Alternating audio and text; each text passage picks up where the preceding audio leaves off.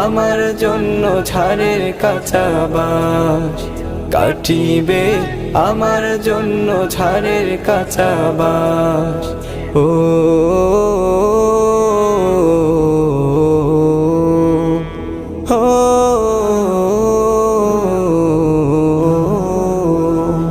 হবে আমার দাফন কাফন, পর হবে যা ছিল আপন। মাটির ঘরে থাকবো একা, পাবো না যে কারো দেখা। ও